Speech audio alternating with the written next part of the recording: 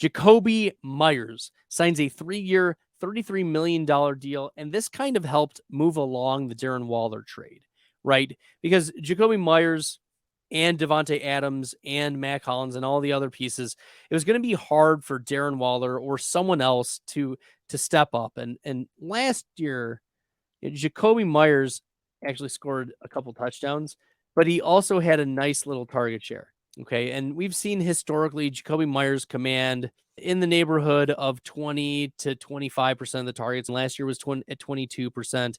In 2021, he was at 24%. 2020, he was at 23%. So the last 3 years, we've been floating between 22 and 24% target share.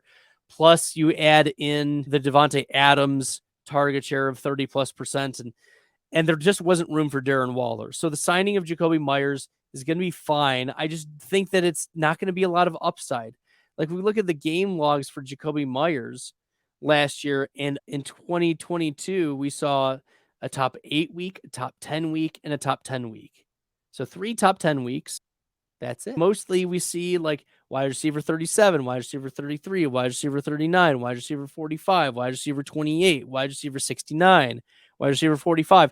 Like, these are meh statistical outputs facilitated by large target shares. And it's Jimmy Garoppolo who's going to be throwing the ball to Jakobi Meyers. And Jakobi Meyers, 12 yards per reception is going to be just fine. But you're going to hope that he is just peppered with targets, but I think that it's Devontae Adams is going to get peppered with targets.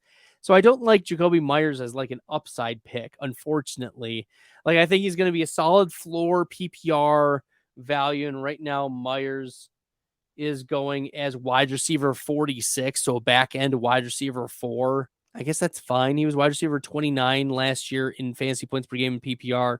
He was wide receiver 35 in 2021 in points per game. I guess this is a fine price for Jakobi Meyers based on historical data, but you also have to wonder if the Vegas Raiders are done making moves, or if they're going to use that 3rd round pick on a wide receiver and see if they can get some upside there as well to maybe stretch the field, because Devontae Adams, he made his killing getting the ball thrown to him downfield by Derek Carr, but Jimmy Garoppolo does not throw the ball down the field very well. If you like the content, find this helpful, make sure you hit that red subscribe button. So yeah, that's what we're looking at for Jakobi Meyers. There's maybe just a pause of not a high level of optimism for Meyers as we go into fantasy season.